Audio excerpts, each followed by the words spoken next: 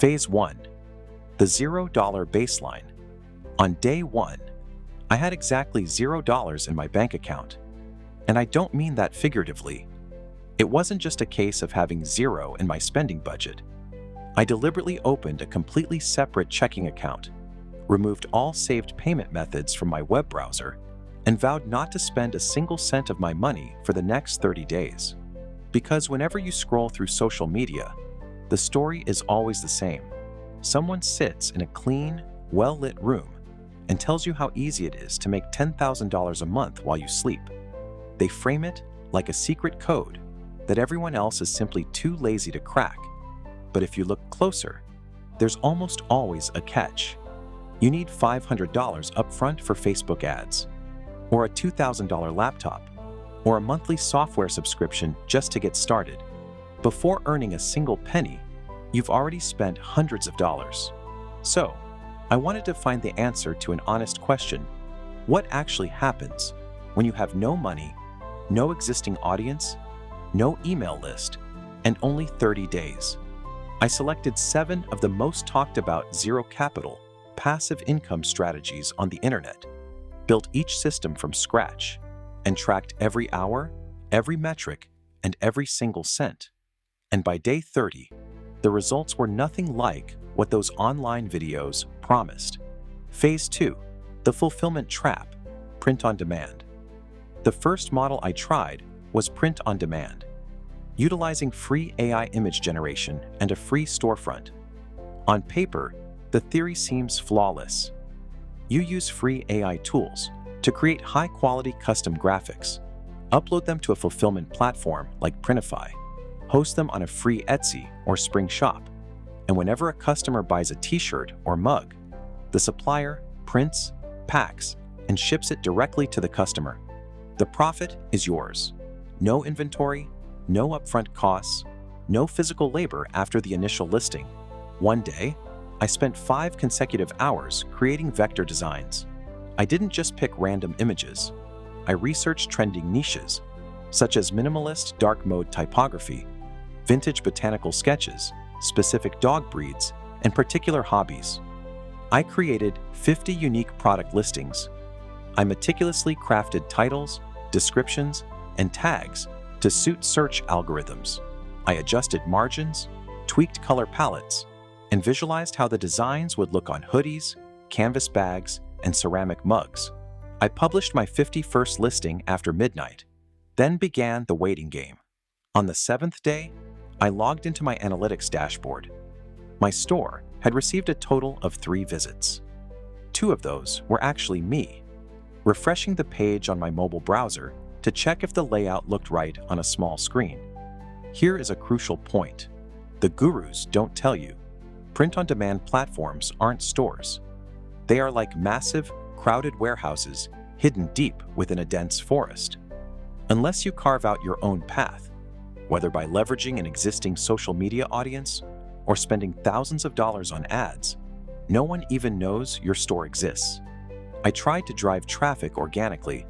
I created new TikTok and Pinterest accounts and posted short-form videos showcasing shirt mock-ups, set-to-light, trending audio clips. By the 10th day, the total view count across all social platforms was 412. Total sales, 0. Technically, setting up a print-on-demand model costs $0, but without paid advertising, achieving conversions takes far longer than just 30 days. It requires working consistently with algorithms for months, sometimes years. This approach wasn't effective for getting quick results, so I abandoned it. Phase 4. Substance over style. Digital tools and templates. That experience led directly to a third idea: digital utility templates. While physical products incur shipping costs and stock media yields very low returns per license, digital tools occupy the middle ground.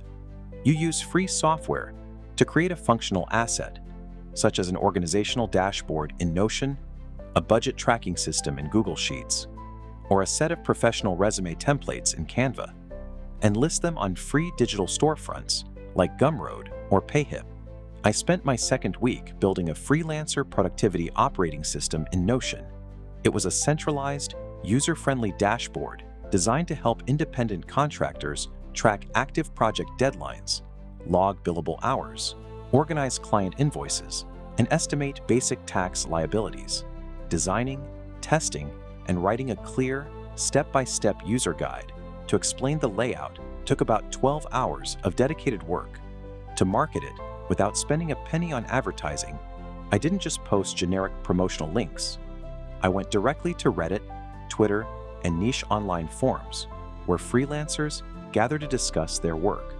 Whenever someone complained about struggling to keep track of client invoices or feeling overwhelmed by administrative tasks, I wouldn't pitch my product.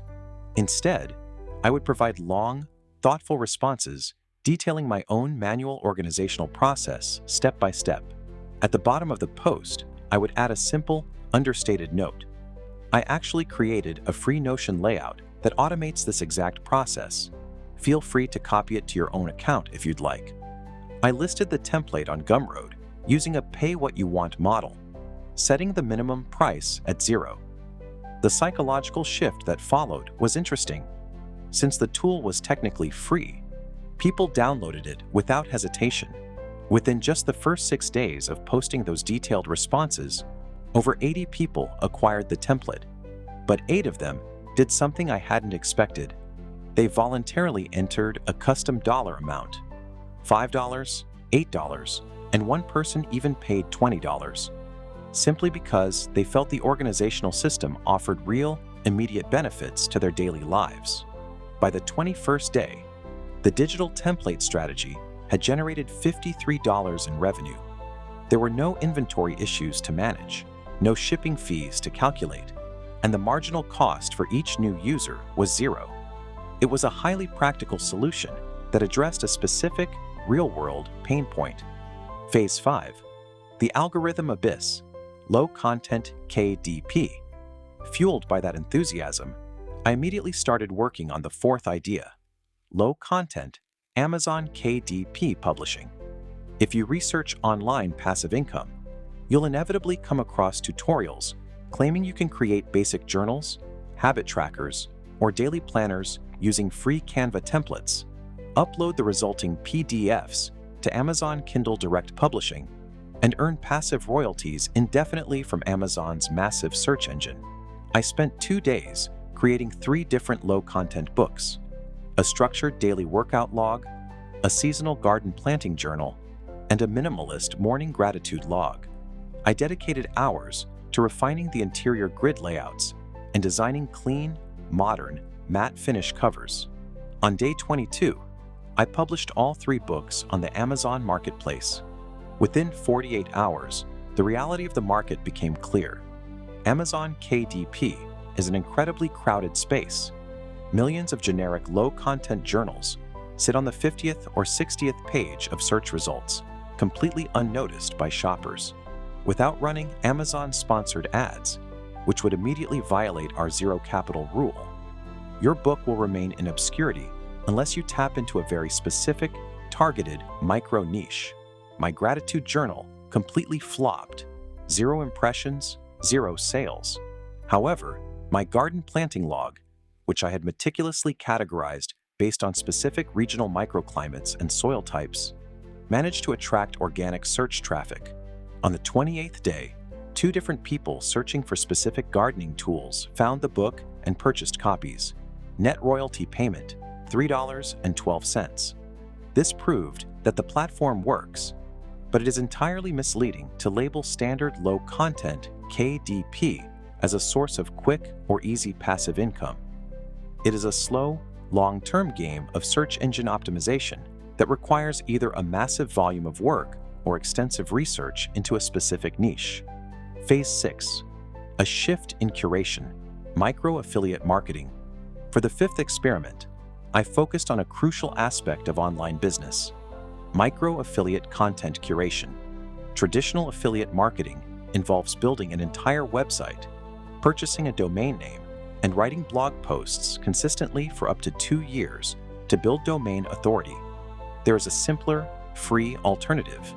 Instead of building a site from scratch, You can write highly valuable and useful guides about specific products on established high-authority platforms like Medium or Substack, and include free Amazon Associates links within the content.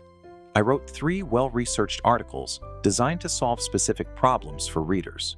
I avoided generic titles like Best Laptops for 2026. Instead, I chose highly specific topics, such as how to set up a silent home audio recording studio in a small apartment for under $100. For every piece of equipment I recommended, I spent hours reviewing technical specifications and feedback from real users before linking to the products via my new Amazon affiliate account. The traffic didn't come from social media promotion. It arrived organically through Google search results, specifically long-tail keywords. On the 26th day, a user somewhere in the country searched for a specific type of high-density acoustic foam, clicked on my Medium article, and followed the affiliate link to Amazon to make a purchase. This is where the mechanics of affiliate networks get interesting, because Amazon uses a broad tracking cookie for items added to the cart within a specific time frame. That single user didn't just buy the $10 foam panel. They also added an ergonomic desk chair and a pack of batteries to their cart. That single session generated an affiliate commission of $14.60. By the end of the week, total earnings from affiliate curation had reached $31.20. This demonstrated a key point. You don't need a massive online following or a stellar personal brand to generate affiliate revenue. You simply need to provide users with highly relevant and useful information at the right moment, especially when they are trying to solve a problem related to a potential purchase. Phase 7. The long game. AI-generated newsletter and digital assets. There was a vast difference in the level of effort required for the 6th and 7th experiments. The 6th idea was an AI-generated newsletter focused on a specific niche, hosted on Substack, a platform offering free hosting. The goal was to select a rapidly growing sector. I chose developments in synthetic biology and use free AI aggregation tools each morning to summarize technical research papers, delivering a concise 3-minute daily digest to subscribers. I spent 30 minutes every morning reviewing scientific feeds, using free language models to distill complex text into simple summaries, and formatting the email blasts. Building a readership from scratch without paid acquisition channels is a slow and mentally draining process. I shared snippets of the content in specific LinkedIn groups and academic Reddit discussions.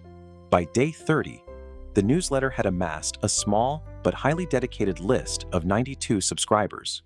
Total earnings, $0. Why?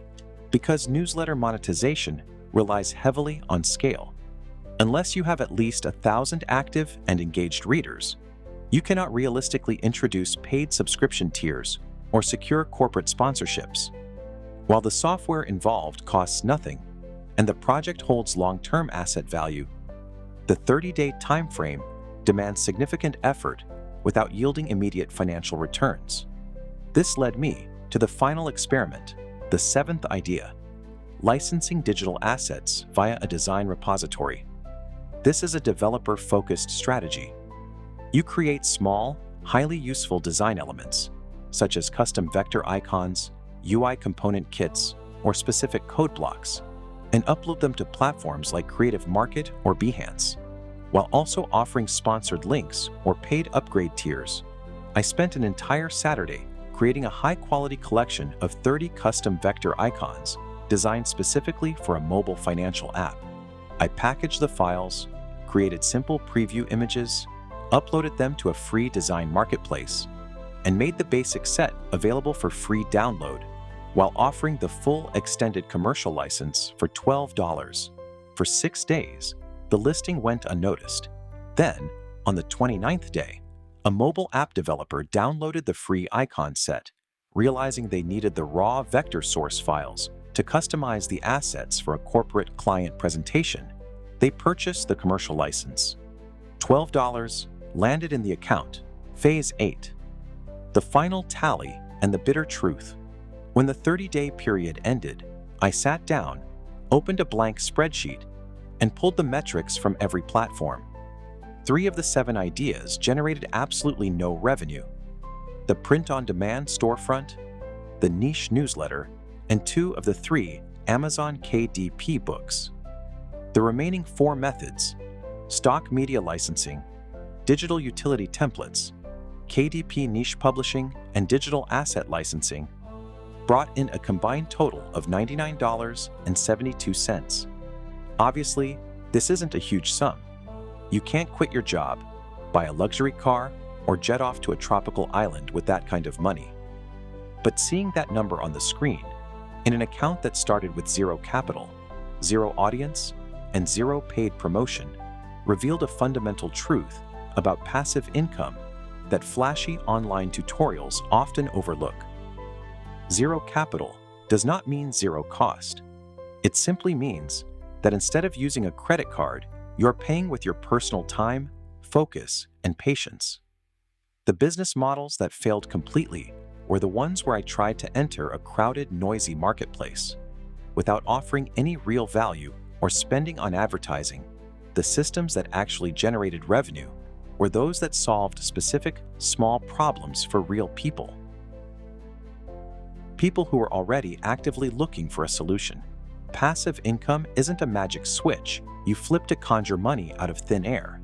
In reality, it is a delayed reward, one that requires hard work up front. You put in 40 or 50 hours of strategic, focused, unpaid work today, so that 6 months later, while you're having breakfast, a small notification pops up on your phone letting you know you've earned 99 cents. The question isn't whether it's possible to build new income streams from scratch. The data proves that it is. The real question is whether you have the discipline to get the work done at the outset, long before you ever see that first dollar.